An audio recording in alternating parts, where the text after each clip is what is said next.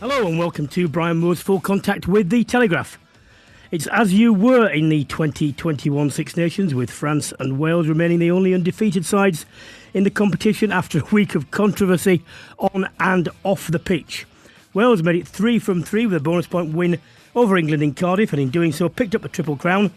After a disastrous first year in charge, it now looks like Wayne Pivac could be heading into the final game of the tournament against France with a Grand Slam on the line. Well, the name on everyone's lips after the Wales-England match was Pascal Gauzer. The referee awarded 2 controversial tries to Wales' Josh Adams and then Liam Williams. Both Eddie Jones and Captain Owen Farrell refused to be drawn on whether the decisions were correct ones. But we'll be getting the expert take of someone who should know, the former international referee Nigel Owens.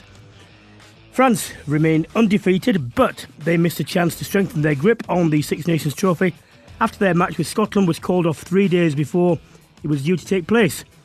After 11 members of the French squad, including the head coach Fabien Galtier, tested positive for COVID-19 after leaving the bubble in Rome, shall we say, to go out for waffles. Not even crepes, waffles. Can you believe it? It remains unclear when the fixture is going to be played with Scotland, and some people are suggesting Gregor Townsend's side should be awarded a 28-0 win. We'll be picking the bones out of that. Got plenty to say about that. Elsewhere, Ireland picks up their first win in the tournament against Italy. It's the 30th consecutive defeat for the Italians in the Six Nations, and the debate over their continued inclusion in the competition, well, it continues. And as ever, we'll be answering your questions, including plenty on the England following their defeat, the role of the water carriers, the reaction online to some of the weekend's post-match interviews, and all things that you want to know about. Alongside me today to discuss this is the former England and London Irish wing, Topsy Ojo. Hello, Topsy. Hey, Maura, how you doing? Wales 40, England 24. Having got themselves back to 24 all, and looking like the momentum was going their way, it all unravelled. Well, we'll get into referees shortly. What about the game overall? Were Wales deserved winners? In the end, yes. I think they thoroughly deserve to win. I mean, you know, we can talk about the controversy and decisions and things that happened, of course, but like you just alluded to, ultimately, it got to 24-24. England had put themselves in a position with momentum as well to go on and win the game. And then, you know, when the pressure moments come in that back quarter of the game, they were really found wanting. You know, Wales almost really calmed and composed themselves, forced England to commit a couple of silly penalties, some forced, some unforced as well. And ultimately, they ended up winning comfortably in the end. And you think, right, okay, England actually played some really, really good stuff. But when it came down to the crunch, their ill discipline, especially in that back quarter, really cost them. I'll tell you what is frustrating from an England point of view is their line speed defensively was very good. Their ruck speed in attack was as quick as you could ask on many occasions. You couldn't get much quicker. The ball carrying was varied and good. They were getting over there, and Ben Youngs was making breaks. But it was all undone. And I don't care how good a player you are, and we all know Mauro Itoje is an exceptional player. And he may say, well, I was unlucky on several. You can't carry on being unlucky. You know, the thing about players like McCaw, when he had 2, he stopped. He didn't get caught 4, 5, 6 times a game. And if you're going to play on the edge, you've got to know when to draw back from it. You give 3 penalties away in succession in the first 6 minutes, that gives them a 3-point lead. Then you give 3 away when the reserves or finishers or whatever you call them come on. It gives them a 9-point lead when you got back. I don't care what side you are. You're in games that are tight. How do you expect to win if you're doing that? Yeah, I mean, you are right. You know, at some point, you know, you chance your arm earlier in the game, but once you get a feeling that the referee is against you, you're not getting these calls, there almost has to be a period where you just back away and you say, right, okay, I can't be the guy playing on that edge as much as I normally do. We know that's one of Mauro's strengths and that's where he shines. But in this game, he was on the wrong side of the referee. Well, I mean, both him and Eddie are saying, you know, maybe he's getting over-refereed. Well, I'm sorry. If you create this situation, you've got to get yourself out of it. Because there's no one else can do it for you. Yeah, and that's it. You know, you might say, oh, he's being over-refereed, but ultimately, you know, we're speaking about the referees a lot. They are the ones making the decisions in the heat of the moment. And if you don't have that relationship there, you've got to change your habits there and then in order to swing things in your favour. So it's a case of, right, if Mara has to back off, if somebody else has to be the guy that's going on the edge and just doing it, just so that you change the perception briefly, because, you know, he gives away 3, then it ends up being 5, and you think, actually, okay, in a different game, different referee, none of them might have been penalties. But in that game, they were 5 out of, I think it was 14 in total, which proved costly. Well, this is the point for me, and I wrote about this in my column, saying it was an improved performance and so on, but when Eddie Jones came back from the World Cup, he made a point of saying, you know, there would be changes to the squad and so on. There haven't been that many changes. The only ones that are not there are the people who are injured, like, you know, like Thokina Senior maybe, and Manu and so on. The rest is virtually the same. And I was just posing the question, if he considers that squad, or virtually that squad, with the people to come back in, are the players to take you into the next one, then fine, you get on with it and you'll be proved right or wrong. But if not, it just seems the variety aspect for no other reason than the competition for places should be there. And I'm in two minds at the moment. I mean, he's not going to go because he's got a contract 2023, and it's right that he gets the World Cup things. But what do you think is the thinking about the lack of variety in selection? Yeah, I mean, he's definitely hampered himself in terms of, and maybe it's the thing, we look at all the other nations, the one that have had the least change is England in terms of management, in terms of personnel. And then if you look at the constraint of this squad being only 28, he's not allowed himself to really look at the wider depth. And we know how much depth there is outside of this 28-man squad.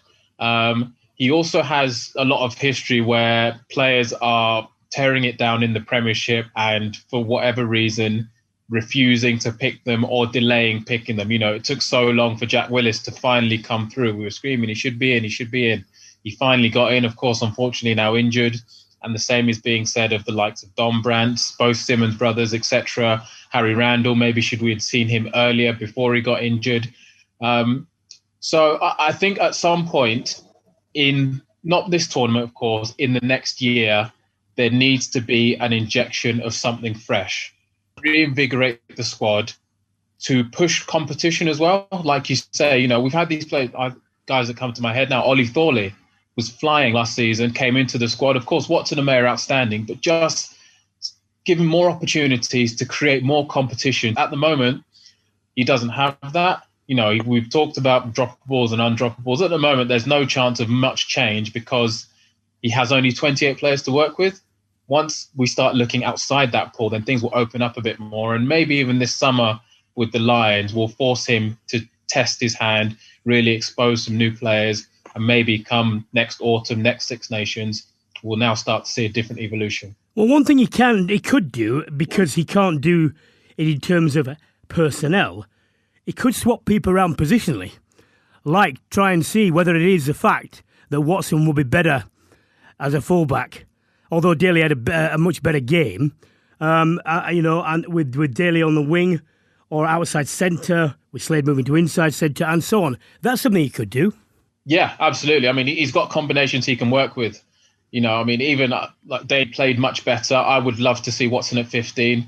I'd love to see Udogu come in and being given a shot. You know, I mean, he was the Premiership's form player and he's now come into England camp and he's not played a minute on the pitch. So he's going to end up going back to his club and he won't have played rugby. And you think this guy was electric, you've put him in the squad and you've not even given him an opportunity. Of course, you need to expose him to see. But if we're going to bring these guys in, then let's play them and let's test out combinations as well. Ollie Lawrence, like the Scotland game was a nightmare for him, but he wasn't used. England almost have nothing to lose. We need to win the next 2 games, but there is an opportunity to just try a few new different things with a view to solving problems later on. Well, Wales have picked up a Triple Crown. They'll beat Italy, obviously. Then they'll be in the final weekend contesting a Grand Slam. If the French, well, who knows where the French squad might be at that point. They might have been out for they might be out for gammon. Who knows? Look, they've had 2 games where they've been down against 14 men. They had 2 controversial and I say wrong tries. And I mean, the fact is that Joe Zoot, who is in charge of the world's rugby referees, and Pascal Gauzet now have all said that it was a mistake. Let make it plain. I don't think England lost because of that, but it didn't help. How much is it difficult to judge? How Wales have done under Pivac, or can you give him more credit than that? I think you can definitely give him credit just based on I watched them a lot in the autumn, and there were calls for Pivac to go, saying that after Gatland, he's not taking the team in the right direction. He needs to go back and do what that Wales squad were used to. But we've seen a different side to them now. Now, of course, they have ridden their luck in terms of the red cards and the decisions, proved that wrong. So that's a 14-point head start that they got at the weekend. But you've still got to tactically win the games after those incidents. You've got to hold out. You've got to defend. You've got to show them resilience. And from being down and out and discounted really coming into this tournament, Wales, they've really found themselves. And I think through that adversity, through those difficult patches now, they're getting more of their recognised players back in. There's more confidence, more belief.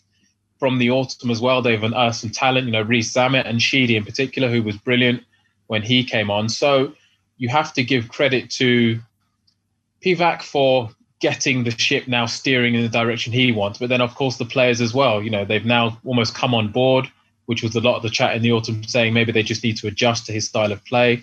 And they're scoring some really good tries and playing some really good rugby. So, rugby, the bounce of the ball and all that, things happen. They've ridden their luck, but they've also taken their opportunities and put themselves in a Grand Slam position. Yeah, I think I just sum it up by this. You have to stay in games, when you're under pressure. They went off to lead. When England clawed the way back to 24 all, it would have been quite understandable, and you know this as well. When momentum is against you, very difficult actually, and you're feeling things are not going your way this time, but they stopped, they arrested that decline. They then got the 3 penalties, which England given the kicking positions, and then they went and scored a try and finished off with a flourish. So you've got to give them the credit for being able to do that. And also, although by most accounts, they shouldn't have been allowed to take the first quick penalty, they did kick it. They did take it. They were smart, and the kick was precise. Lots of things could have gone wrong. It wasn't a certainty just because he said time on that they were going to score that. They had to do everything right. So, yes, you do have to give them credit for that. Well, let's talk to regular contributor and always entertaining Nigel Owens, former international referee. Who doesn't know what Nigel is? Look, Nigel, we'll get into the 2 tries that were controversial individually. But let's take the first one. Quick thinking by Dan Bigger, but Pascal Gauzet clearly tells Owen Farrell to speak to his team, but he then clearly says, time back on. Do you want to talk us through your view on this?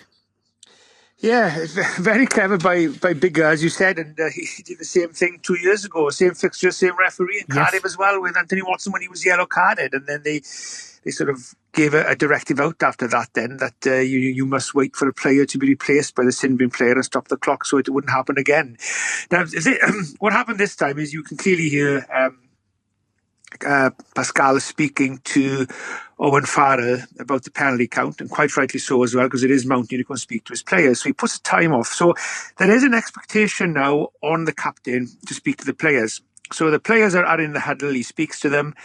You then have to wait for England or the defensive team to get a fair chance then to get back in line, to be ready, to be prepared for a quick tap or cross kick or whatever happens next. Because the reason why they're in the huddle underneath the post is because you've actually asked the captain to speak to them. So it's only right then that you do allow England to get a chance to get back. So what he should have done really is sort of check with England, right, I'm going to put the time on now. So you're giving them a warning to get ready. And then if they then linger and fail to get back to their positions, then it'll be England's fault. But on this occasion, to be fair to them, they didn't know the time was going back on. So the right thing would have been to allow them to do that, then put the time on, and then Bigger can put his cross kick in, which he may well not have done if England were back in the defensive line. We don't know. Nigel, one point I'd like you to address here is, I know Farrell made this point, he said the water carries on, and they were from both sides. They were all on. And this is a bit of a bugbear with mine. Ball carriers drifting on and off, not getting off. I mean, if you'd had a situation where Wales has, for example, tapped the ball and driven for the line with English water carriers there, is there any protocol that says these people have got to be getting off the field, or should they be told, either you have to clear the pitch as soon as possible, because we don't want it clogged up with water carriers anyway. No, you're quite right, Brian, and there is a strict protocol and directive in place that water carriers are only allowed on the field when the referee puts the time off. So obviously in this situation, he put the time off, so we're quite entitled to be on. The only people allowed on the field otherwise, apart from as a stoppage in play, is actually the medics themselves, who may come on to treat a player or deal with an injury whilst the game is still going ahead. But that is only the medics itself. Water carriers should not be on the field, and then that is the job of the 4 or 5 on the sideline to make sure that they only go on when the referee allows them. And the interesting would happen, as you said, if Wales would have sort of driven over and there's a ball carrier in the way, then the try would have still stood, because he shouldn't have been on the field, and because he was there, it prevented a try from scoring. So Wales may still have been awarded the try even if a ball carrier gets in the way. But there is strict protocol in place, and I agree with you. They sometimes just run on. Sometimes they don't even care if time is off or not, and that's something that's sort of the administrative side of things from the 4 or 5 on the side and match commission and stuff. They probably really do need to be stricter on that and make sure that they do adhere to that protocol, because, as you said, there were water carriers on from both sides, and they should be leaving the field then before the referee puts the time on. Can I just ask you one final point on this? I do know the protocol in terms of you're not allowed to come on, but who tells them to get off? How long do they have? Because some people come on. Some people, as you can clearly tell, are passing messages from the coach. Some people who are, like Neil Jenkins, who's a kicking coach, and is a bit more specialist, and so on. So who says, hold on, get off now? You've had your time. And how long have they got? Well, the referee, so basically the amount of time the water carriers will have on the field, it is until the referee puts the time back on. So sometimes you'll have one water carrier just grabbing the last bottle of water from a player after a stoppage, and the referee put the time on. The water carrier is actually the person grabbing the bottle, and then he grabs the bottle and he runs off, and time may well have started by then. But when you have a stoppage and you have quite a few of them on the field, then they should be leaving, and then the referee puts the time on. But obviously it doesn't happen like that always, because sometimes you will have one sort of grabbing the last bottle off a player before he leaves, and as he's doing that, referee puts time on, but he's out of the way, and that's common sense. As he then continues to run off, then you can carry on. But the referee, the time they have on the field is until the referee starts the game. So if the referee is on stop dealing with substitutions, on stop speaking to a player, on stop for waiting for an injured player to be treated, on stop for the TMO, the water carriers will have as much time as the game is actually on stop. But then the referee will say time on, which should be an inclination then for the water carriers to leave. Or some referees will say, right, water off, please, I'm putting time on. Nigel, going on to second, the Liam Williams try. Lewis Zammit obviously thought he'd knocked the ball on. You have to say that like a lot of the rugby union laws, the wording is not absolutely precise. There is a degree of ambiguity. But the issue of control was one for me. Other people saying it doesn't matter. What was your take on that?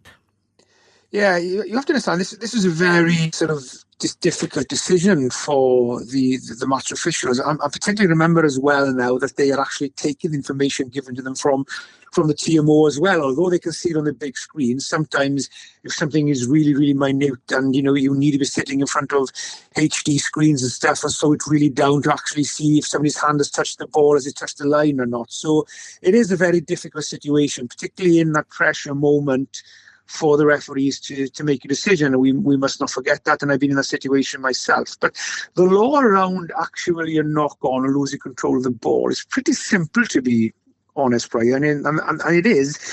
If a player loses control of the ball, so it either comes off his hands, or maybe we see it quite often where a player is past the ball, he fails to catch that ball. It falls to the ground. But before it hits the ground, he kicks it on. Well, that still is a knock-on because the law says if a player loses control of the ball forward, he must regain possession of the ball. Otherwise, it is deemed to be a knock-on. So in this example we've just seen here is Lewis Rees-Zammit, his hand touches the ball. Him and the ball are now travelling forward. So there is no doubt that the ball is travelling forward.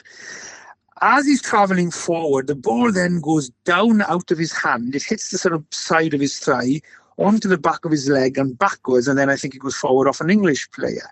So Lewis Rees-Zammit has never regained possession of a ball that came off his hand, i.e. he lost control of in a forward movement, which means then it is a knock-on. And this has actually happened in a Pro 14 game recently. A player goes to intercept the ball. He sticks his hand out underneath the ball. So the ball sort of pops up from his hand and forward. Because he fails then to gather the ball, what he does, he actually knocks the ball backwards over his head. And that still is a knock-on because the ball has gone forward initially. Even though he's then knocked it backwards before it's touched the ground or anybody else, he has failed to regather possession of the ball. So pretty much all people need to judge on here, in a difficult decision for the referees to make, is has the ball travelled forward from Rees-Zammit's hands? And if it has, and he has never regained possession of it, then it is a knock-on. Well, that's very straightforward. Look, it is actually, yeah. Look, what's the protocol now between the Six Nations and the referees and so on? Are they reviewed? What sort of conversations will they be having? Who will be talking through these things, trying to iron out the inconsistencies and so on? Well, Joel Jewett is now the referees manager. He's gone back to take charge of World Rugby referees after Alan Rowland finished last year. And Joel was in charge from 2011 to 2015, 2016 as well. So there will be a thorough review process now, an open and transparent one, where they will look at these decisions, and then feedback will be given to the referee then on what he did well, what he could do better, what was actually wrong. So that process will probably have already happened, I would think, pretty much immediate after the game. There would have been a discussion, I would have thought, around big decisions like this, so certainly the morning after, and that is the process then. It's quite a thorough, strict process, really. So, and look, players make mistakes, referees make mistakes, and it's part of the nature of the game. There will be a review process of it, and then that information and feedback will be given to the referee, and the referee will also be part of that review process as well. And now whether World Rugby then on occasions, on big occasions, like we saw it in the England-Wales game in Twickenham a few years ago, Gareth Anscombe's try was disallowed when World Rugby came out and said that the TMO had got the decision wrong, that should have been awarded. I think the actual feedback was given to the coaches of the team, and the coach of the team said, we've just been told by World Rugby that the referees got that wrong on that day. So obviously I would think that in this process that the feedback will go, whether World Rugby make it public, or whether they'll go to England and say, well, look, the referee was right here, or the referee was wrong here. And the same process with Wales as well. And what will happen is coaches will, so let's say Wales will have maybe a couple of points from that game where they think the referee penalised them harshly, or they think they should have had a penalty from a situation and weren't rewarded it. They will send that timeline to the referee manager, and he will then review that with the referee, and they will feedback to Wales and say, no, the referee was correct here, or yes, no, you're quite right, the referee should have rewarded you here. So that feedback, England will be having feedback on those two decisions without a shadow of a doubt. You've retired now. Well, how do you watch? Do you watch as an ex-referee? Do you watch as a fan? And what do you think of Wales' resurgence under Wayne Pivac? Yeah, I do watch as a fan, Brian, but also I watch as a referee as well, because obviously I'm still refereeing, and when I do finish refereeing at the end of the season, I'm going to be coaching a couple of young referees, so I'm still staying involved in the game. I'm also working with S4C as well as a part of their punditry team, so obviously I'm watching it from a refereeing and giving a refereeing perspective view or a feedback as well. I'm not sort of hanging referees out to dry saying, well, the referee got that wrong. I'll also be saying, when everybody thinks the referee is wrong and he's right, I'll also be putting that point across as well. But one thing you can't do is you can't defend the indefendable, or you're going to lose credibility then about the whole open process. So I do watch it as a fan, and I do watch it as a bit from your side as well, as a bit of punditry, but not up to your experience and your skill, of course. But that's what I do that. But and yeah, look. We had a bit of luck, there's no doubt about that. You know, we played against Ireland with 14 men, and I think, in all honesty, even the most ardent Welsh supporter will admit we were pretty lucky on that day. I thought against Scotland, we were starting to control the game, particularly around the scrum and set pieces, and I would have been confident in beating Scotland, even with the 15 men on the field. And I think on Saturday, yeah, a couple of decisions went our way. Also, England could well have had, and maybe should have had, a yellow card against them as well. But I do think overall, particularly to the second half, Wales took the chances and were deservedly winners on the weekend. So I'm not surprised, really, because when Wayne came into the Scarlets, there were a lot of people calling for his head in the first season of the Scarlets, when he was just finding out about the players that he got. And then the next few years after that, they won the Pro 12, Pro 14. They were very successful, played a lovely blend of rugby. He did the same thing in the autumn. He put a lot of new players in there. Just remember as well, we were coming out of lockdown. There'd been a lot of stop-start, a lot of players that hadn't much rugby. You found out about a couple of players who were not quite ready for it. You find out for a couple like Rhys Ahmed who are ready for it. So I'm not surprised now that we are progressing now, and I've won these 3 games, and hopefully go to Rome and get a win, hopefully. But they'll have to play well, because Italy have got some talented young players, and hopefully Italy will continue to improve, and maybe that big one against France then for the Grand Slam. So I'm not surprised, to be honest, because they're a hugely talented group of players and coaches as well, and I've been in with them pretty much nearly every week leading into Six Nations game, refereeing some contact sessions and going through a few things with them. And they look a very, very happy camp. They look a very confident camp, and they look a very sort of hungry camp for success. No, I'm not surprised in that sense whatsoever, to be honest with you.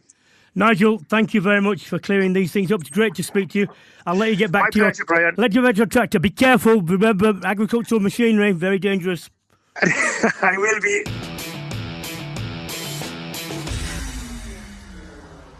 Topsy, France-Scotland is off.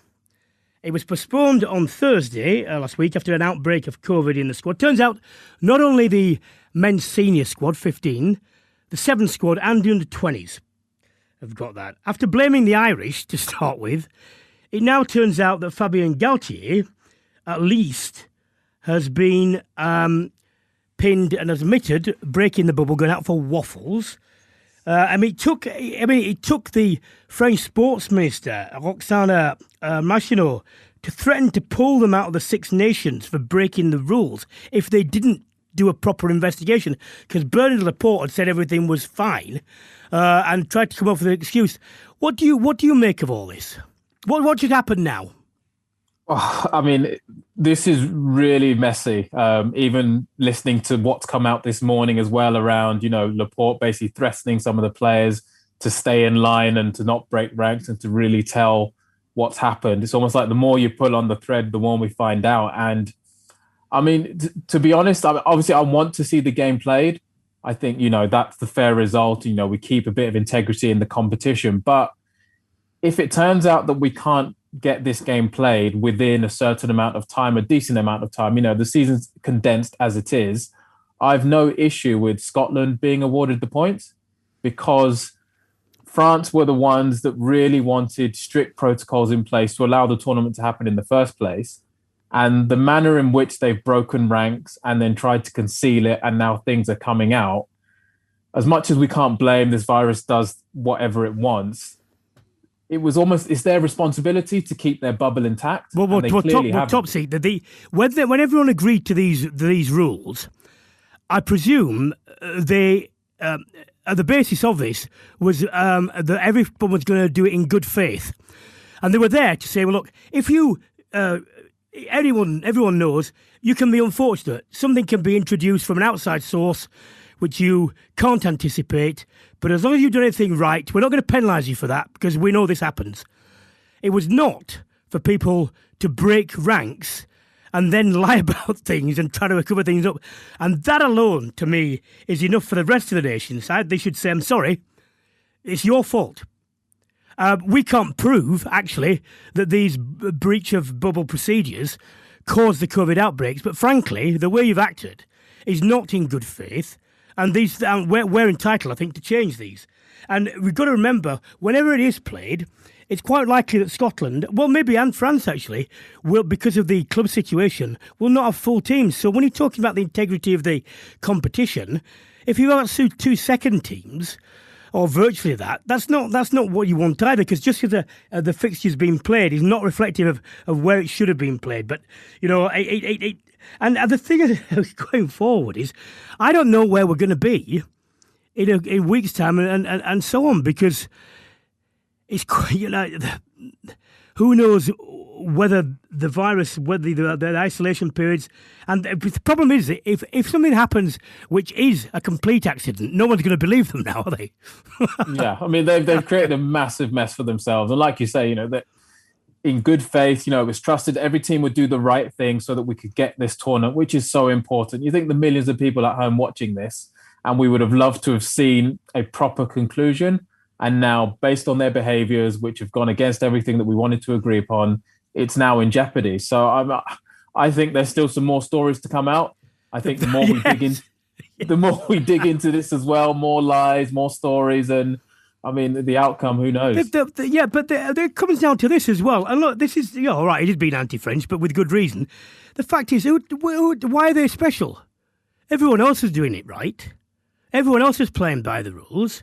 Why do they think they're not? You know, why do they think they're allowed not to? You know, just to do what they want. I find it, well, it's typically French in a way. Anyway, let's move on. We've said enough about that. In my view, yes, Scotland should be given the points. In my view, Italy, Ireland, routine win for Ireland. They picked a very strong team.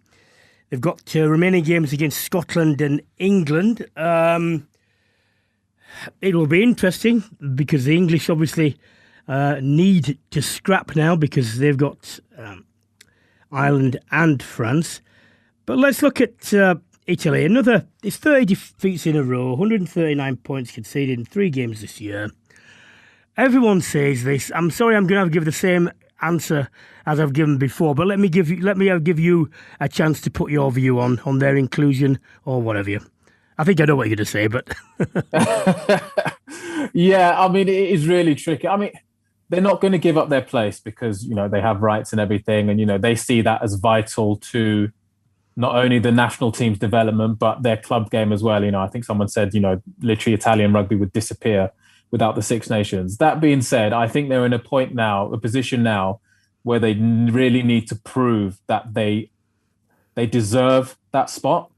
And whether it's by introduction, I'd like to see them play off against an aspiring nation coming up. I think that would work both ways. It would show that maybe there is still a gap between those two nations.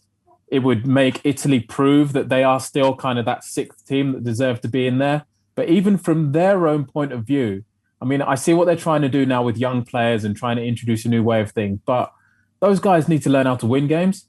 They need that confidence to give them belief in what they're doing. And if they don't win a game, where are they going to get that from? So maybe taking on a Georgia over 2 legs, going home and away, will just give them a bit of a boost to go back into the Six Nations and say, right, okay, let's try a few things in here. At the moment, conceding 50 points every weekend, you learn a bit, but you don't learn a whole lot. You're just getting a hiding. And what good is that to anyone? So I'd love to see a playoff and to see Italy fight for their spot and say, you know what, okay, you guys, I understand people want changes, but we are still holding on to our spot and you've got more work to do to try and take it off us. Well said. Not going to unnecessarily add things. I think you're a perfect summary. Just before we get to the questions, a bit of news. Simon Halliday, the European Rugby Professional Chairman, well, they've announced that it's going to be coming out this week that the Champions and Challenge Cup, they've scrapped their final 2 rounds of group games and are going to move directly to a round of 16, which will be done via a draw. Now, that's going to be problematic. One of the difficulties, I mean, Simon was very unhappy, I know, about the fact that the French, first of all, refused to allow their sides to complete their fixtures back in January. And then, you see what the international squad have been doing, breaking their own bubbles. He must be absolutely furious at the moment about that, and quite rightly so. They can't drag this on for the... Isn't it a case, Topsy, where they just have to say, look, this isn't our fault. It's an atypical season. Sorry, they're going to be losers. Really sorry about this. We'll make it I think the important thing, when you make it a complete potluck thing, so that you can see that that's what it is, rather than any partiality in it. I think they might avoid trouble if they do that, but nothing's going to be ideal. And we do, as a competition, want this to go ahead, don't we? In whatever format and however imperfect it is. Yeah, I think that's it. It's right. How do we salvage this wreckage of a tournament as it is? It got revamped just for this year because of COVID, now having to be revamped again because the French didn't want to travel and didn't want the virus crossing borders. So, I feel for Simon Halliday and co in terms of just figuring out how they rescue it, and even what they've come up with now. Okay, we're going to play it, but these teams, because they're 2 from 2, a guaranteed home advantage, and it's going to be drawn next week. It's literally you're jumping through one hurdle after the other. Ultimately, we want and we would love to see this tournament finished. It's one of the best in the world. You get the best team in Europe going head to head. It's just you hope this is the end of it now, and we can actually get through now, get to the last 16 quarters and go on without any other hiccups, because, at the moment it is a mess, being dictated, we don't want to do this, we don't want to do that. Ultimately, you're trying to appease 5-6 different nations, but we want to get this tournament completed. So, and of course, with no fans, with no other revenue coming in, that TV broadcaster money is crucial. So they have to figure out a way to do it, which is why we are where we are. Let's just hope that this is the end of it and we can get through it now. Okay, on to your questions. Grant Feller, I'm a casual fan, but something Clive Woodward wrote today made me wonder about the key barrier to future growth of rugby. I think he means England rugby. He said England need a referee embedded in the camp to explain the rules. If players don't know, fans, seriously and not, definitely won't. Well, players should know the laws. They should know them. I tell you what, if I was a lawyer, well, I was a lawyer, if I spent hours and hours, thousands of hours on a case, and then went into court and didn't know what the court rules and laws were, well, I'd be sacked. I'd be sued. It amazes me that players will go to the nth degree to look at minutiae like diet, mood swings, things like this, and yet when they get onto the field, they do not know absolutely what the laws are. There's absolutely no excuse for me. And I'd like to ask you, as a recently retired player, whether there was any appetite, because I've always said this, if every player in a squad got qualified as a referee, it's only a couple of days, what message would that send out to the rest of the Premiership or whatever, and the referees who are coming to referee them? Wouldn't it be a good thing? Well, it would take away any Twitter debate around laws and regulations, because you say, no, I know the rules, I've read the handbook back to front, so you can't question any decision I've made or anything I've done. The players should know the rules. I know there are some obscure ones in there, but you've got to be very clear about what you're doing when you get out there, 100%. In terms of the referees as well, it's interesting hearing Nigel saying he's been in the Wales camp. Teams do that a lot. Premiership clubs, international teams, maybe they need to have somebody in there full time. Maybe just at the moment, because of how the laws are being tweaked almost annually, maybe you do need somebody to come in there and scrutinize them. But ultimately, when you're on the pitch, you're the one responsible. So if you don't know your A to Z, you don't know the laws inside and out, you're going to be the one that's caught short, giving away the penalties, the indiscretions. So it's on you. You've got to know what you're doing when you get out there. Because I tell you what, the way that people talk to referees, especially captains, I remember when you listen to McCaw and the really, really good talkers, they just say, "Are you sure that's not law so-and-so?"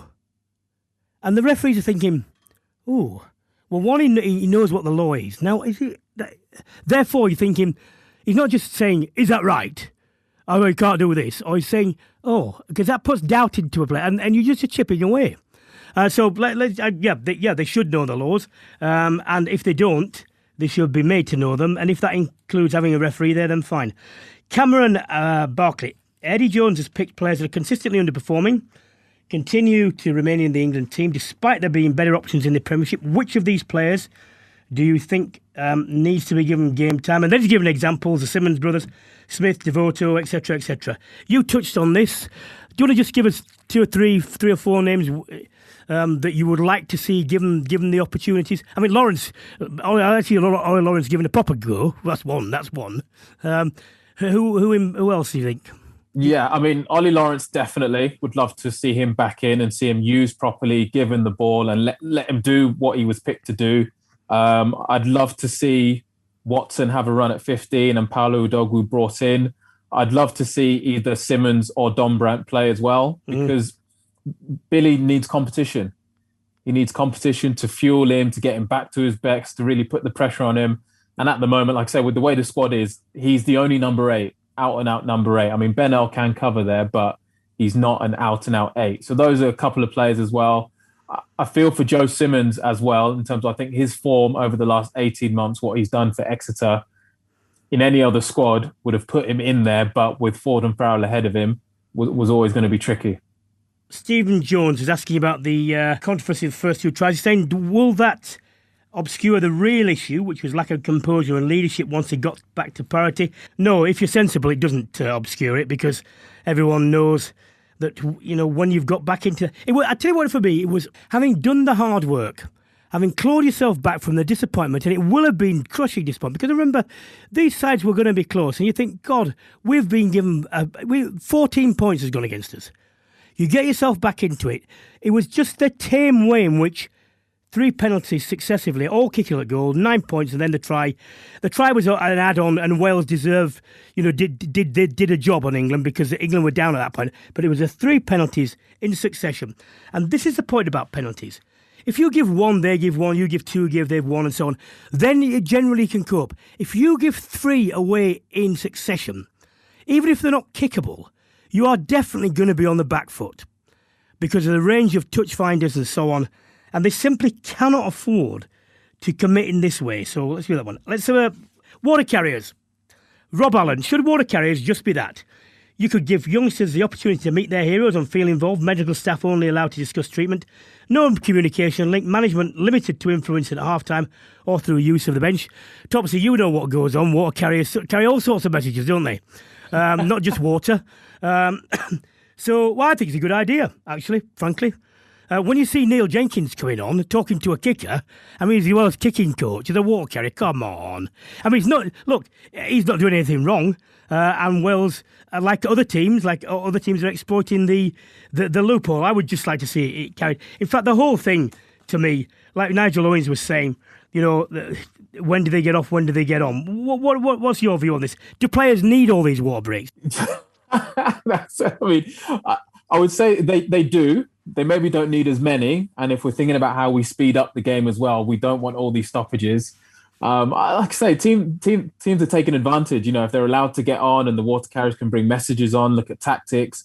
When you've got that high view from the coach's box, you can see so much more. And you as commentators as well, you've got a different perspective whereby if you see something happening, something's evolving in the game, you want to get those messages on, and that's the easiest way of doing it. I mean, I like the idea of water carrier, right? Get on, give everyone a drink, get off. I can't see it at the moment. I don't know how you would implement it, and maybe trust the little kid, right? Get on, don't get too starstruck, come straight back off with the water and don't get too distracted. I mean, could you put a time limit on it? You could, but then it depends. There's injuries and stuff, and you can't say, you've got a minute to treat this guy or he has to leave. That's probably going to be the sticking point with a few of these things as well, because when they do come on, invariably it is for an injury, time off, referees checking something, time off as well. Those are the only 2 times really they should be on the pitch.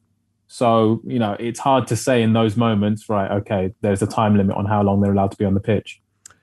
Finally, Andrea Jones, what do you think of the abuse that the BBC Sports reporter Sonia McLaughlin has experienced, just in the reminder of the toxic macho rugby environment?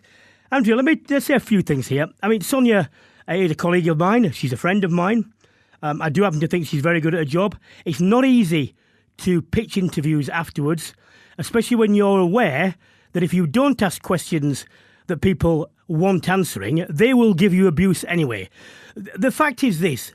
No, it's not acceptable to abuse people for doing the job. Whether you agree they've done it right or not, you can make comments that are short of abuse, that are civil, and register your, criticism or whatever. Topsy, you will have found a bit of this. Now you started to put your head above the thing, and there's nothing you can do about it.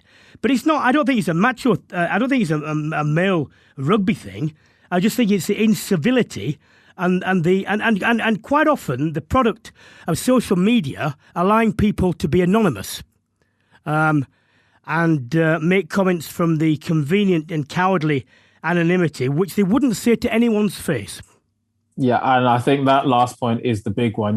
That anonymity coupled up with you behave like you wouldn't do in normal life. Like you wouldn't say that to a colleague, to a friend, to somebody you just met in the street that you didn't know. So why you feel social media is your platform to go after people, to abuse them. Criticism is fine. We're out there in the public eye. Criticism is a part of what we do. But that doesn't give anybody the right to abuse people, to abuse them just for trying to do their job as well. I mean, yeah, that is one of the toughest spots to interview in terms of lost a big international, but you've got to go out there, you've got to ask the questions that everybody's thinking about, and you've got to do it in 90 seconds.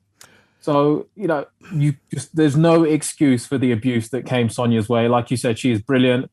And, I just say shame on anybody who thinks that that's acceptable behaviour. The only criticism I think that might be acceptable is if you don't get the answer or a player or a coach sidesteps a question because they've been media trained and also they've got protocols in the background for disrepute, I can't see the point in asking it several ways because you're not going to get the answer and so on. And I think it's better... If people do evade questions, and not diplomatically, they just avoid questions like politicians do, then I think you should just make the point. I don't feel that's an answer to the question, but I think we'll have to move on because, whatever. And you can make the point that way rather than continuing to ask it. But let's not get too sniffy about this. Quite a lot of the stick she gets is because she's female. It's as simple as that. Maggie Alfonsi has got that. I get criticism, you get criticism. I don't get it for being a man, though. Yeah, 100% you're right as well. People have this, they see a woman commentating on men's sport and they think, that's not right. She shouldn't be there. But you forget that the women that come into the men's game, they are there on merit. Sonia's broadcasted for many, many years. Maggie's her hip wrist, her reel is long as my arm, and she's done everything and anything in the game. She is one of the top athletes in this country. So they're there on merit. And, I hope as well, it's tough when all that abuse is coming away and all those comments, but I hope that they both know that the opinions of the people that really matter to them are of high. The people that employ them, their friends, their colleagues, their close circle, those are the important views. And, people that want to shout from the sidelines, whether it's jealousy or you think that's your moment to take your shot, you've just got to stop it because we're not going to stop. They're there on merit and they're here to stay, and that's the way it should be. And just a final point on it, she has got this problem, and I know this, because people said to me, with it being the BBC and the way it's publicly funded, the licence fee funded, people feel, and they've got a very slight justification to say, I pay your wages. Well, as 1/26 of a millionth, household viewers at 15%, you probably contribute 0.00001 pence to my bits that I get from this. So I'll tell you what, I'll give it you back, and you can shut up. Anyway, that's all we have time for this week on Brian Moore's Full Contact with the Telegraph. Huge thank you to my co-hosts Topsy Ojo and Nigel Owens. If you've enjoyed this episode, why not subscribe and check out some of our previous ones? And to stay updated on all things sport, head to the telegraph.co.uk/contact, where you can get 30 days access to all the Telegraph's premium sports coverage completely free. I'll be back same time next Monday, same place. Who knows where we will be with the French? Will they have gone out for certain je ne sais quoi? Who knows? Good night or goodbye.